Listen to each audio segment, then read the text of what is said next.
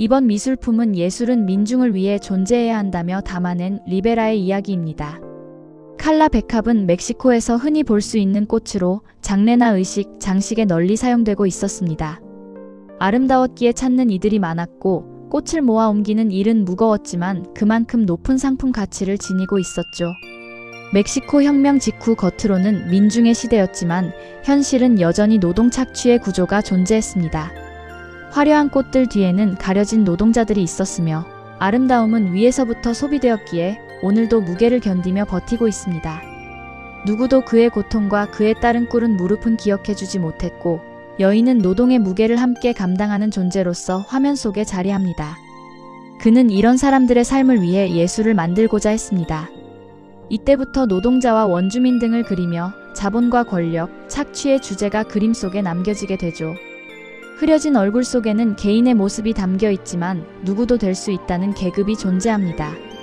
사람들은 꽃을 보고 그 꽃을 나르는 사람의 무릎을 보지 않는다는 그의 언어는 꽃을 나르는 남자의 작품 속에서 이야기를 건네고 있습니다.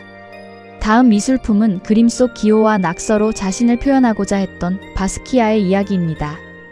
약물 과다라는 선택은 27년의 짧은 삶을 태우듯 사라져 버렸습니다. 어머니가 병문안을 오며 의학 해부학책을 가져다준 일들은 훗날 그의 그림 속 해골과 장기 같은 표현의 중요한 출발점이 됩니다. 그는 인간을 뼈와 살, 정신과 감정이 섞인 존재로 보았습니다. 그래서 그의 작품들 속 얼굴 시리즈는 해부학 구조처럼 그려졌고 자신의 언어인 기호와 낙서로 표현되어 갔습니다. 거칠고 불안한 얼굴들은 뉴욕이라는 도시와 그 시대의 정신을 그대로 보여주고 있는지도 모릅니다. 낙서 같다는 비판과 구성이 불안정하다는 평가가 이야기되지만 속을 들여다보면 인종차별과 역사, 사회 이야기를 담고 싶었기에 그는 묵묵히 자신의 길을 걸어갔습니다. 미국 사회에서 흑인들이 느끼는 긴장과 분노는 그림 속에 담기며 강한 이미지로 남겨지게 되었고 자주 등장하는 왕관 또한 흑인 영웅들에게 씌워준다라는 상징성을 담고 있습니다. 스컬 페인팅의 이 작품은 무제라는 이름으로 불리게 되었으며 자신의 생각을 사람들에게 알리고 싶은 마음에서 만들어졌을 것입니다.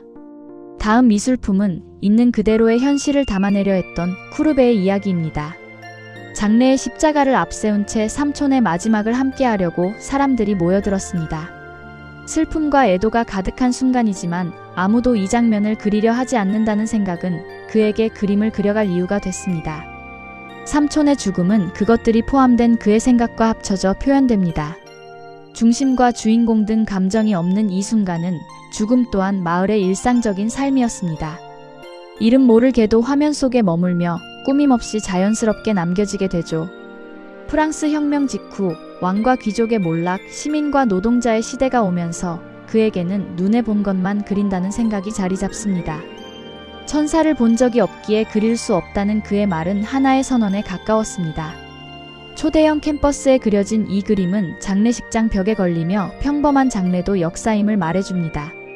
훗날 살롱전에 출품한 이 그림은 내용은 불쾌 하나 떨어뜨릴 명분이 없기에 통과된 작품으로 남았고 살롱의 가장 좋은 벽 중 오르낭의 매장이란 그의 작품이 걸리게 됩니다.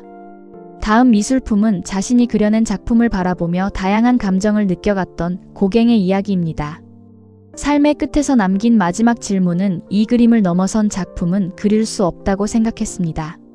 희망이 보이지 않는 삶 속에 마신 비소로도 결국 숨을 끊지 못했고 화가 나고 속상한 마음에 자꾸만 눈물이 흘러내립니다.